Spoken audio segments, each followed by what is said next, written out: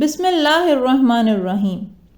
دنیا کے امیر ترین شخص کی عبرت ناک داستان۔ ایک وقت تھا جب حکمران اس کے اشاروں پر ناچتے تھے، پھر وقت نے اسے بے بسی کی تصویر بنا دیا۔ 25 اکتوبر 2020 کا دن تھا۔ ڈاکٹر نے مریض کا بازو سیدھا کیا اور مایوسی سے سر ہلا دیا۔ بیٹے نے آہستہ آواز میں پوچھا، کیا کوئی چانس نہیں؟ ڈاکٹر نے جواب دیا، سر اب نہیں، ہمیں وینٹیلیٹر بند کرنا ہوگا۔ بیٹے نے سر نیچے کیا اور آہستہ آہستہ چلتا ہوا کمرے سے باہر نکل گیا۔ مریض مئی 2014 سے کومے میں تھا۔ مریض کی کہانی 1940 میں شروع ہوئی تھی۔ اس کے والد نے جنوبی کوریا کے شہر ٹائگو میں چھوٹی سی کمپنی بنائی۔ کوریائی زبان میں 3 ستاروں کو سامسنگ کہتے ہیں۔ قدیم روایات کے مطابق اکٹھے طلوع ہونے والے 3 ستارے کبھی غروب نہیں ہوتے۔ والد لی بیونگ چل نے خوشگونی کے لیے کمپنی کا نام سامسنگ رکھ دیا۔ یہ لوگ شروع میں فروٹ اور فروزن فش ایکسپورٹ کرتے تھے۔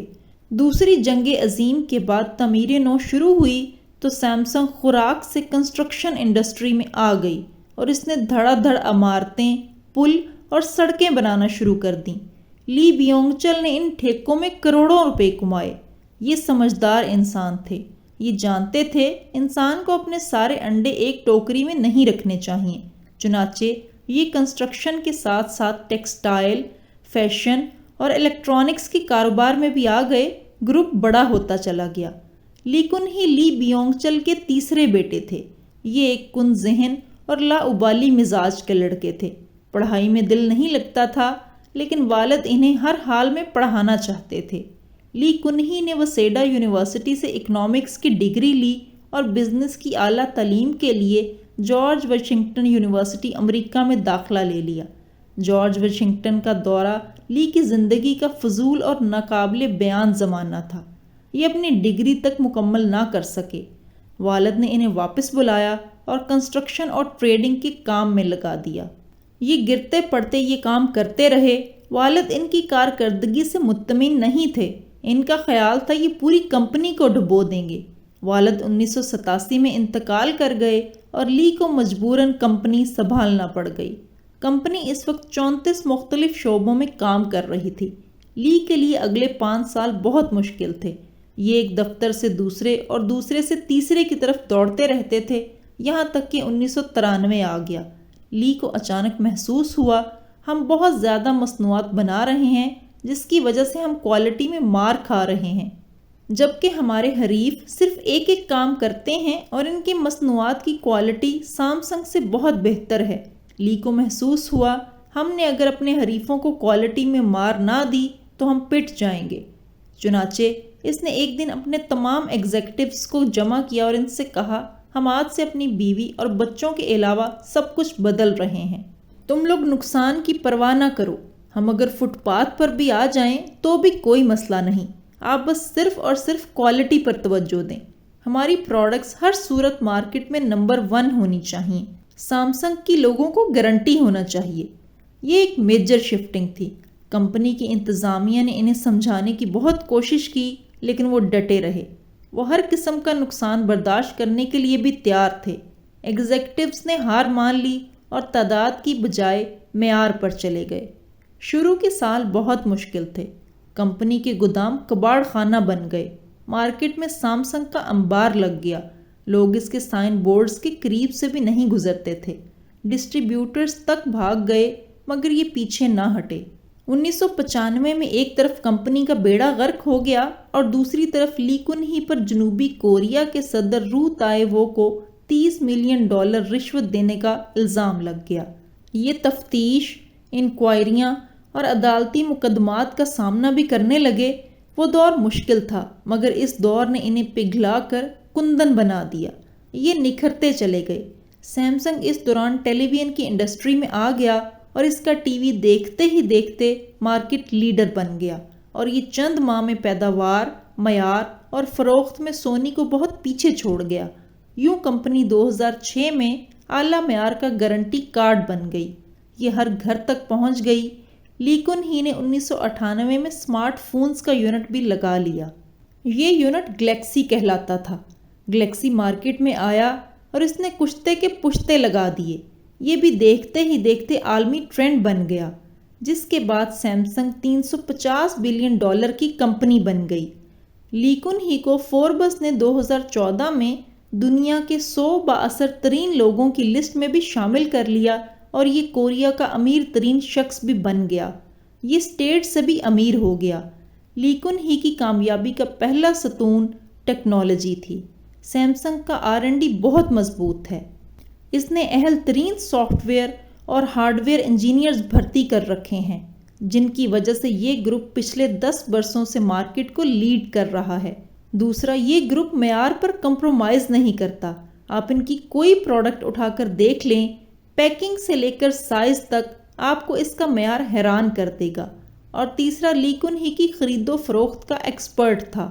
یہ راستے کی ہر رکاوٹ کو خرید کر یا گرا کر آگے نکل جاتا تھا۔ یہ جنوبی کوریا کے قوانین تک بدل دیتا تھا۔ یہ اپنی مرضی کی حکومتیں بھی لے آتا تھا اور اعلیٰ عدالتوں کے جج بھی بدل دیتا تھا۔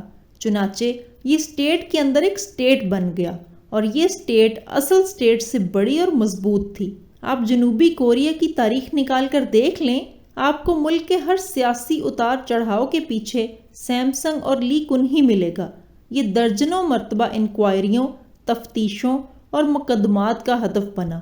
اس پر صدور کو رشوت دینے کا بھی الزام لگے اور اسے سیاسی خرید و فروخت کا بیوپاری بھی کہا گیا۔ 2008 میں اس پر ٹیکس چوری کے الزامات ثابت ہو گئے۔ اسے سزا بھی ہوئی، لیکن اس نے عدالت اور حکومت دونوں کو خرید لیا۔ سزا معاف ہو گئی، تاہم اسے انٹرنیشنل اولمپک کمیٹی کا عہدہ واپس کرنا پڑا۔ یہ پورے کوریا میں بدنام تھا، مگر اسے کوئی ندامت، کوئی پریشانی نہیں تھی۔ یہ میدان میں ڈٹا رہتا تھا۔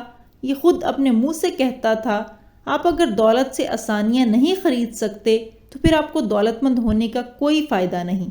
چنانچہ یہ سامنے موجود ہر شخص کو چند لمحوں میں خرید لیا کرتا تھا۔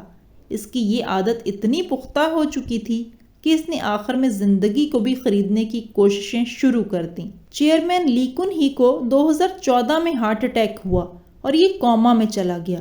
اس کی وصیت کے مطابق اسے وینٹیلیٹر پر شفٹ کر دیا گیا اور اس کے لیے نئی ادویات کی ایجاد کا کام شروع کر دیا گیا۔ سیمسنگ نے درجنوں ریسرچ اداروں کو فنڈنگ کی، بڑے سے بڑے ڈاکٹر کا بندوبست کیا اور قیمتی سے قیمتی ترین ادویات بنائی گئیں، مگر لی کن ہی کومے سے باہر نہ آ سکا۔ اس کے بیٹے لی جائی یونگ نے کمپنی کی انان سنبھال لی۔ یہ اپنے والد کو ایک بار اپنے پاؤں پر کھڑا دیکھنا چاہتا تھا۔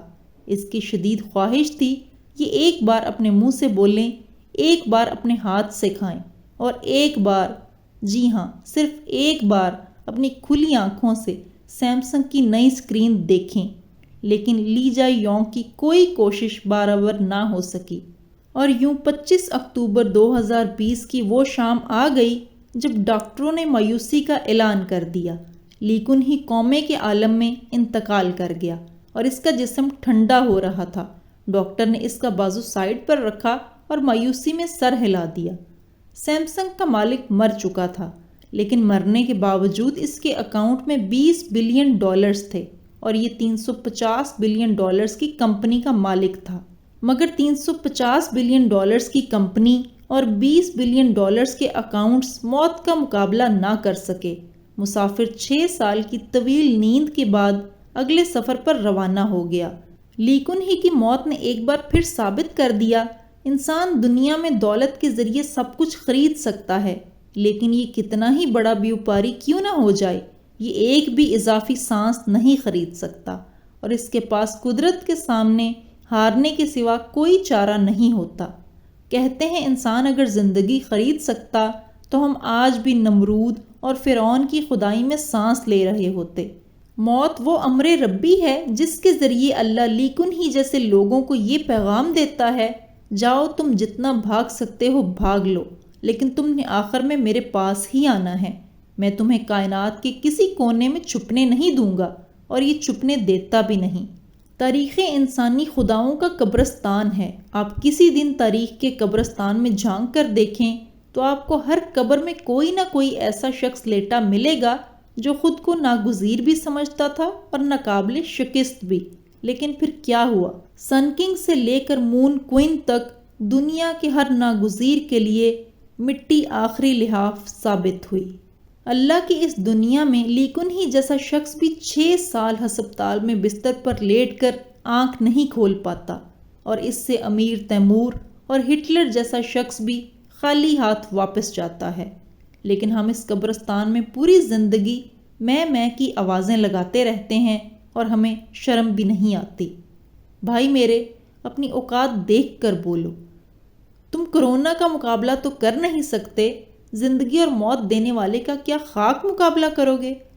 مٹی کی مٹھی ہو، مٹی بن کر رہو، خدا نہ بنو، کیونکہ خدا اپنے سوا کسی کو خدا نہیں رہنے دیتا۔